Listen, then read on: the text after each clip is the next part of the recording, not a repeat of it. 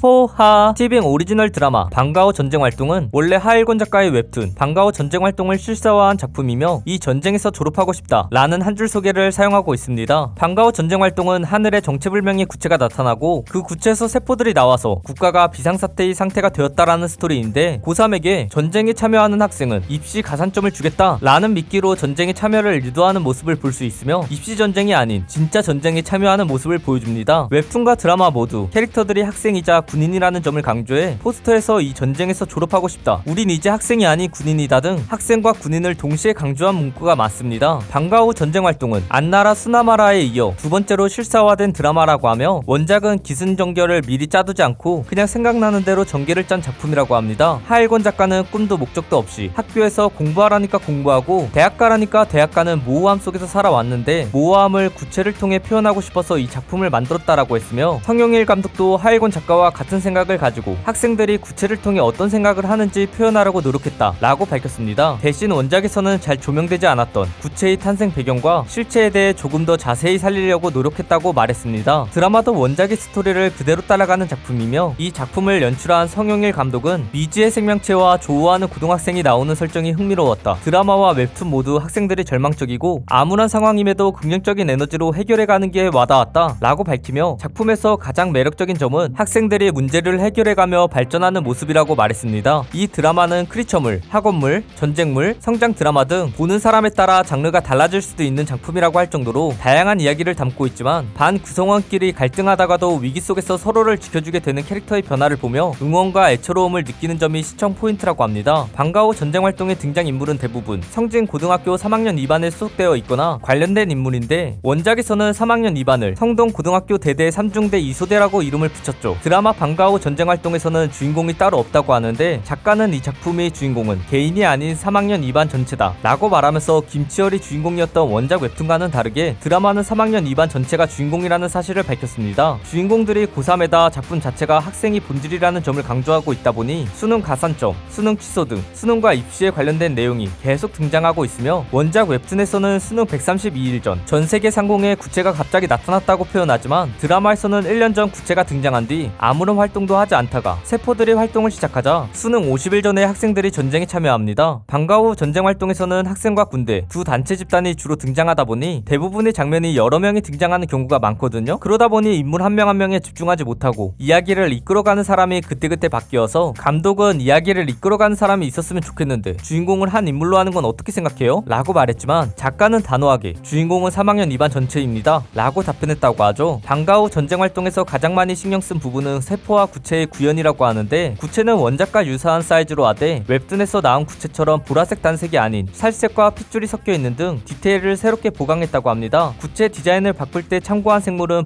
불가사리이고 원작에서 나온 구이 형태를 깨고 싶지 않아서 생물들이 공격할 때는 불가사리의 형태를 띠다가 쉴 때는 몸을 말아서 구이 형태로 돌아가는 설정으로 만들어서 원작이 구체 형태를 유지했고 최종 디자인은 이동이 편하고 구이 형태로 말릴 수 있는 생물체로 꽃잎 같은 형태가 되었다고 합니다. 이 작품을 촬영할 때 가장 신경 쓴 소품은 바로 교복이라고 하는데요. 학생과 군인의 모습을 동시에 보여줘야 하다 보니 여러 교복 디자인들 중에 군 장비와 어울리는 교복의 디자인과 색깔을 찾았다고 합니다. 군 장비는 최대한 실제와 비슷하게 만드는 게 포인트였다 라고 말할 만큼 고증에 신경을 쓴 덕분에 배우들도 소품을 보고 진짜 같다 라는 반응을 보여줄 만큼 실제 장비와 비슷하다고 합니다. 방과후 전쟁 활동에서 고등학교가 등장하는 부분은 대전 대신 고등학교에서 촬영했다고 하며 원작에서는 성동고가 작품 배경으로 등장하지만 드라마에서는 성진고로 바뀌어 나옵니다. 원작이 고등학교, 성동고는 하일권 작가의 동성고를 거꾸로 해서 지어진 이름이고 하일권 작가의 모교인 동성고는 남자 고등학교지만 웹툰 드라마에서 나오는 성동고와 성진고는 모두 남녀공학 학교로 등장합니다. 원작에서는 세포들을 물리치기 위해 총, 폭탄을 사용하는 모습을 보여주지만 드라마에서는 총과 폭탄이 전혀 통하지 않고 총을 발사할 때 흰빛이 나오는 특수탄인 디유탄만 그것도 소형 세포에게만 통하는 모습을 보여줍니다. 원작을 본 사람들이 드라마에서 가장 당황한 점은 웹툰과는 다르게 구체가 너무 많다는 점이었는데요. 원작에서도 1년이 지났을 정도에야 사회가 서서히 복구되기 시작했는데 과연 드라마에서는 어떻게 사회가 복구될지에 대해서도 관심있게 지켜보고 있다고 합니다. 방과후 전쟁 활동은 주로 학생들이 등장하다 보니 기사에서 배우진을 소개할 때 신예라는 표현이 자주 등장할 정도로 아직 필로그래피가 많이 쌓이지 않는 배우들이 자주 등장해서 사람들이 익숙하게 생각하는 배우들 대신 정말 아직 사회로 나가지 않은 학생 이미지를 가진 배우가 많이 등장합니다. 배우 캐스팅에서 가장 중요하게 생각한 점은 1순위로는 연기 실력을 능력을 받고 2순위는 얼마나 긍정적인 에너지를 전달해 주는지를 보고 3순위로는 원작과의 싱크로율을 봤다고 하는데 국영수 캐릭터의 특성이 키는 작지만 공부는 잘하는 학생이다 복합적인 이미지를 가지고 있다 보니 연기를 잘해야만 이 역할을 잘 표현할 수 있을 것 같아서 배우들을 캐스팅할 때 가장 고민했다고 합니다. 안도규 배우가 캐스팅 때부터 연기적으로 성장할 수 있는 부분이 많아서 국영수 역할을 하고 싶다 라고 밝히자 감독은 원작과의 싱크로율을 위해 8kg을 뺄 수 있겠냐 라는 제안을 했다고 하는데요. 안도규 배우는 정말 8kg을 빼고 훌륭하게 국영수 캐릭터를 연기했다고 하죠. 하지만 원작과의 싱크로율을 생각하지 않은 캐릭터가 딱 하나 있는데 그건 바로 우이락 캐릭터입니다. 원작 우이락은 미소년 느낌의 외모를 가지고 있으면서 뷰티에 관심이 많은 학생이지만 드라마에서는 차별성을 주고 싶어서 원작과는 다른 느낌의 캐릭터로 만들었다 라고 밝히며 원작 캐릭터와는 다른 느낌인 홍사빈을 캐스팅했다고 밝혔죠. 우이락 역을 맡은 홍사빈은 드라마 촬영 후 구체 증상을 앓고 있다고 말했는데요. 촬영 전날 꿈에 구체가 나오고 구체가 무섭지 않고 친해지고 싶은 생각이 들며 마지막으로는 구체가 점점 보이기 시작했다고 말하며 작품에 과몰입하는 모습을 보여주었습니다. 방과 후 전쟁 활동은 신의 배우들도 많이 등장하지만 극본을 쓴 작가도 신인입니다. 성영일 감독은 미스터 기간제, 크리에이터로 참여한 이남규 작가는 눈이 부시게에 참여한 적이 있지만 지피를 맡은 윤수 작가는 방과 후 전쟁 활동이 데뷔작이라고 합니다. 배우들 중 연예인 학교로 유명한 한림연예예술고 출신이 많은 것도 특징인데 최문희, 김수겸, 권은빈, 문상빈 등이 모두 한림예고 출신이라고 하죠. 담임 선생님이 박은영 역으로 출연한 임세미는 출연을 결정할 때 대본을 읽고 이 많은 차기 스타들을 만날 수 있다고 생각했다 라며 출연 계기를 밝히면서 방과 후 전쟁 활동에 출연한 배우들이 같은 배우가 생각해도 성장 가능성이 충분한 배우들만 출연한다는 사실을 인정했죠. 3학년 2반의 담임 선생님인 박은영은 원작에서는 대학교 가고 싶으면 가산점 받게 무조건 군에 참여해라 라고 말하며 학생들을 죽음의 문턱으로 몰아놓고서는 꾀병을 부리면서 휴직을 하고 위험한 곳에는 안 보낸댔으니까 애들 다 무사할 거다 라고 말하며 무책임한 어른의 모습을 보여주지만 드라마에서는 학생들이 야외 훈련장으로 이동할 때 학생 인솔을 하기도 하고 예상치 못하게 소형세포들이 공격해오자 총을 들고 학생들이 도망칠 시간을 버는 등 원작과는 정반대인 모습을 보여줍니다. 소대장인 이춘호는 원작과 드라마에서 모두 위기대처나 지휘 능력을 잘 발휘하기 위해 학생들을 통제하면서 겉으로는 냉정하고 단호한 모습을 보여주지만 사실은 작품 내의 등장인물들인 미성숙한 학생들을 보호하는 어른이자 학생들을 아끼는 모습을 보여주는 캐릭터다 보니 대본에 적혀있듯이 차갑고 날카롭게 얘기하지만 아이들을 바라보는 따뜻한 눈빛은 자연스럽게 나왔다 라고 이춘호 캐릭터를 연기한 신현수가 밝혔습니다. 원작에서는 송병호가 전쟁에 관련된 기록을 정리하는 기록병을 맡았지만 드라마에서는 김치열이 맡았고 수렵에서 성남대군 역할을 맡아 꼴찌, 가출, 지각 등 문제의 모습부터 세자가 되는 과정까지 보여준 문상빈은 이번 작품에 왕태만으로 출연해 3학년 2반의 분위기 메이커로서 유쾌한 모습을 연기합니다. 그런데 이 작품에 문제점이 있었어요. 바로 움직이는 구체나 세포를 CG로 구현하다 보니 실제로는 스태프들이 옮기는 소형세포나 구체를 의미하는 파란색 공을 보고 연기를 해서 배우들이 쉽게 연기에 몰입하기 힘들 수도 있었는데요. 문상민도 구체가 CG다 보니 처음 촬영할 때 걱정도 많이 했지만 막상 현장에 가니 세트나 효과, 소품이 리얼리티가 있었다 라고 말하며 연기하는데 전혀 문제가 없었다고 밝혔죠. 국영수 역을 연기한 안도교와 버니라 역을 연기한 김수겸은 웹툰 원작 웹드라마인 연애혁명 이후로 다시 만나게 되었습니다. 안도규는 연애혁명에서 안경민, 방과 후 전쟁 활동에서는 국영수 역을 맡았으며 김수겸과 함께한 작품에서는 모두 안경 쓴 학생 역을 연기하게 되었네요. 약한 영웅에 출연한 이연과 김수겸은 이번에도 10대 캐릭터로 재회하게 되었고 노회설 역을 연기한 이연은 3월 31일에 공개된 넷플릭스에서는 길복순, 티빙에서는 방과 후 전쟁 활동에 출연하여 양 플랫폼의 신작 공개작에 동시에 참여한 배우가 되었죠. 이연은 소년심판, 길복순, 1타 스캔들 등 다양한 작품을 하면서 연기 실력을 발전시켜 왔지만 이번 작품은 시나리오가 재밌었지만 현장 난이도가 생각보다 높았다 라고 말하며 안 보이는 것들과 싸워야 하고 감정을 연기하는 게 너무나도 어려웠다라며 문상민이 걱정한 것처럼 실제로 볼 수 없는 구체, 세포와 싸우는 연기를 하는 게 굉장히 어려웠다고 밝혔습니다. 이연은 1타 스캔들에서 젊은 시절에 남행선 역을 연기했고 방과 후 전쟁 활동에서 도수철 역을 맡은 김민철은 1타 스캔들에서 젊은 시절에 최치열 역을 연기했다는 공통점이 있죠. 작품 내에서 학생들은 교복을 입고 있어서 전쟁하는데 교복 입고 싸우는 부대가 어디 있냐? 라는 반응도 있지만 학생과 군인 역할을 동시에 수행한다는 점을 특히 강조해서 연출하다 보니 드라마니까 이해해줄 만한 부분이라고 생각하는 사람도 많죠. 원작 웹툰이 워낙 유명하다 보니 이 드라마를 촬영하면서 성동이 된 배우도 있다고 하는데 연보라 역을 맡은 권은빈이 그 주인공입니다. 권은빈은 원작이 팬이라 회사에 졸라서 이 작품이 너무나도 하고 싶다고 했다. 연락이 왔냐고 이틀에 한 번씩 물어본 끝에 이 작품에 참여하게 되었다 라고 밝히며 성덕이 되기 위해 노력했다고 말했죠. 원작과의 싱크로율을 생각해서 배우들을 캐스팅한 방과 후 전쟁 활동에서 우이랑 역할 외에도 원작과의 싱크로율이 잘 맞지 않은 역할이 있는데 그 역할은 바로 군인조교인 권원빈 역할입니다. 권원빈 역을 맡은 이순원 조교는 전역한 지 20년 정도 된 40살인데 21살 역할을 맡는다는 소식에 거울을 딱 보고 완벽한 부조하다 라고 생각했다라고 밝혔습니다. 그런데 오히려 다른 배역들과 다르게 학생들의 동네형 같은 김원빈만의 매력이 나왔다고 하여 캐스팅 미스가 아니라는 반응들을 볼 수 있었죠. 작품에서는 세포와 구체를 피하기 위해 도망치는 달리기 실력이 무엇보다 중요하지만 연기에서는 달리기를 너무 잘해서 문제가 있었다고 하는데요. 이순의 역할을 맡은 김소희는 작품 내에서 보라, 하나와 함께 구체에 쫓기는 장면이 있었는데 다른 두 배우보다 너무 빨리 달려서 자꾸 앵글에서 벗어났었다고 합니다. 결국 다른 배우들의 속도에 맞춰서 천천히 뛰었더니 구체에 쫓기는 사람 같지 않게 여유로워 보여서 결국 몇 번의 노력 끝에 표정은 다급하고 액션은 크지만 뛰는 속도는 맞출 수 있는 나름의 기술을 획득했다고 하네요. 이나라 역할을 맡은 채머니는 A스토리로 수속사를 옮긴 뒤 첫 작품이 방과후 전쟁 활동이라고 하는데 이나라 캐릭터가 뛰어난 사격 실력을 보여주는 캐릭터다 보니 채머니는 촬영 중 실제로 M16총으로 실탄 사격까지 했다고 하죠. 방과후 전쟁 활동은 촬영 기간이 2021년 8월부터 2022년 5월 거의 1년간 사전 촬영을 하다 보니 드라마가 공개되기 전에 진행했던 개인 활동이나 제작 발표회에서 오랜 시간 동안 촬영하다 보니 배우들이 가족 같다, 3학년 2반 학생들이 한 학급처럼 가족 같은 느낌이었다 라는 등 오랜 시간 촬영한 배우들 간의 케미들도 관전 포인트 중 하나라고 생각합니다. 출연 배우 라인업을 받은 원작자 하일권 작가도 캐릭터 느낌에 잘 맞게 캐스팅된 것 같다, 신인 배우들이 많이 기용됐는데 그 덕분에 시청자들에게 신선하게 다가갈 수 있을 것 같다 라고 밝히며 드라마 라인업을 보고 만족했다고 합니다. 방과후 전쟁 활동은 매주 금요일에 OST가 공개되고 있는데 가장 먼저 공개된 플레이를 부른 마미손부터 원슈타인과 저스티스 등 주로 힙합 음악을 하는 가수들이 많이 참여했는데요. 하지만 방과후 전쟁 활동은 굉장히 호불호가 갈리는 평가를 받고 있으며 그 이유는 이 작품이 원작부터 드라마까지 스토리와 개연성에 많은 문제가 있는 작품이기 때문이에요. 작품 내에서 외계 생명체들은 엄청나게 빠른 속도로 움직여서 눈으로 따라가기 힘들다는 내용이 자주 나오거든요. 그런데 특수부대 훈련은커녕 일반적인 병사훈련도 힘들어하는 K 고딩들이 정확하게 세포의 핵에 연속으로 총을 맞추는 모습을 보여줍니다. 거기다 소형 개체가 냉장고에 갇히면 1분 만에 죽어버리는 장면이 나오기도 하고, 시리즈 초반에는 엄청나게 많은 구체가 하늘에 떠있을 때 남극과 북극 등이 엄청나게 추운 지역에서는 하늘에 떠있는 구체가 0이라는 사실을 알려주지만 정작 세포를 물리칠 방법을 연구할 때는 총을 쏘거나 불을 이용한 방법만 연구하고 차가운 물체나 환경을 이용해서 세포를 파괴하는 방법은 연구하지 않는 등 시청자들이 답답해할 만한 장면이 많이 나왔으며, 거기다 학생들은 이렇게 엄청나게 싸우는 와중에 정작 부모님 등의 40대에서 50대 성인들은 집 대신 대피소에 있다고 말하는 장면이나 유리부스에 갇힌 학생들을 구하기 위해 소형세포에게 총을 쏘는데 정작 유리부스는 아무런 타격 없이 소형세포만 죽어나가는 장면 등 실제 전투면이나 배경상황, 고증이나 완성도 면에서는 이해가 안됨이라는 댓글이 달릴 정도로 아쉬운 부분이 많다는 평가가 많습니다. 하지만 강한 불호평가만큼 호평도 많은데요. 그 이유는 배우들과 스태프들이 모두 퀄리티 업그레이드에 집중했기 때문입니다. 배우들이 촬영을 할 때 CG로 처리된 움직이는 소형세포, 구체와 같이 촬영을 할 수 없다 보니 촬영 전 미리 세포를 구현해서 보여주기도 하고 따로 상세한 설명을 해주기도 하면서 스태프들이 세포를 들고 다니는 것만 보고 연기를 하던 배우들이 정말 세포를 만난 듯한 비명이나 연기들을 보여주면서 좋은 평가를 들을 수 있었죠. 거기다 원작보다 업그레이드된 구체부터 소형세포가 나오는 등 CG 표현도 좋다는 평이 많았고, 이 작품의 최대 매력인 공포를 주기 위해 배우가